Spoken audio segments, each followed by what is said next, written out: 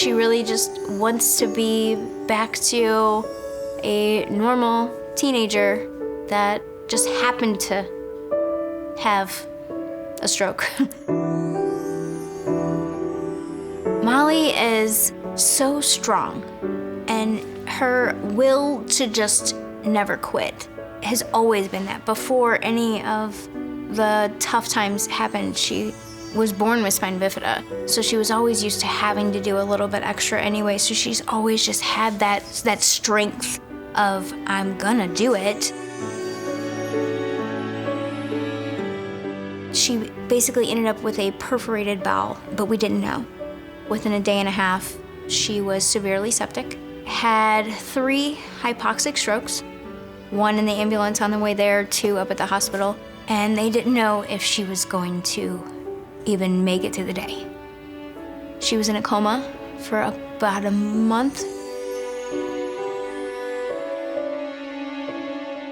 They recommended Rankin Jordan, and she got in. Everybody is so welcoming, and they were like, just on top of it, what can we do for Molly? And then they made a plan for her, and within days, they were already putting her in therapy to help her stand and to help her move. She couldn't even hold her own head up. And they were still doing all of these things for her just to get her into that therapy and get her back. I will say Molly's healing journey was a very complicated puzzle, a puzzle that many of us are very passionate finding the best ways to find her back to the function that she was.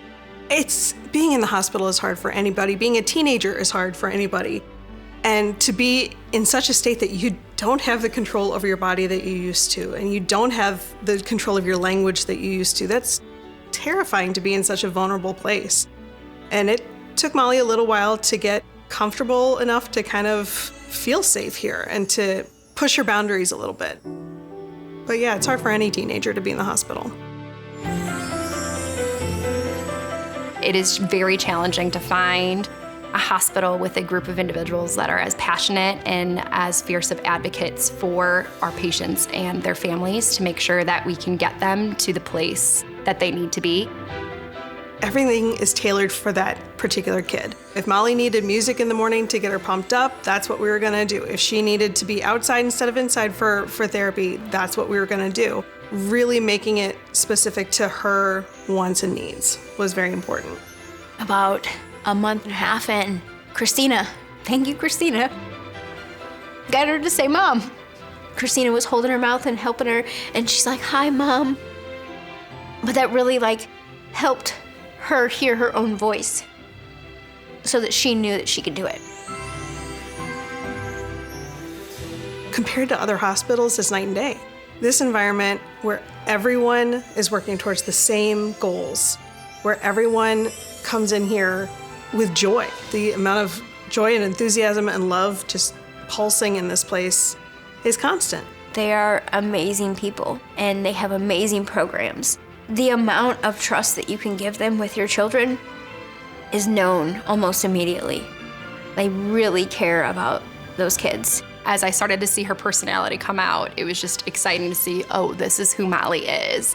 She's a Swiftie, and I loved tying that into a lot of my therapies because it's so important for your teenage patients especially to be motivated. We just kind of built this friendship based on, the joy that kind of came with that. So I think us as a team worked really well with Molly. I would tell other parents that are considering Rankin Jordan that there's not really any other place like this because of the level of care and the commitment and dedication and just passion from all across the board. Sometimes those big hospitals, it's just the black and white of what their care is, but at Rankin Jordan, you will make sure you know what motivates the patient, you know what calms the patient. It's beyond that average bedside care. As a mom, as a coach, as a nurse, you can be on the sidelines saying, you've got this, I know you can do this, I have faith in you. But for a kid like Molly, she has to prove it to herself. And she absolutely did. And when she kind of realized that she had that strength and could make those leaps on her own, there was no stopping her. From there, the transition was just amazing. 3 years later, almost 4, she's graduating. She's going to prom like a normal teenager should. We gave Molly the tools and the time. Everything else was her. They gave her her slippers. They gave her her foundation to walk. They gave her her foundation to be herself again. So if we're going with the fairy tale, they gave her her slipper. She got it back. I've always said that Cardinal Glennon saved her life, but Rankin Jordan brought her back.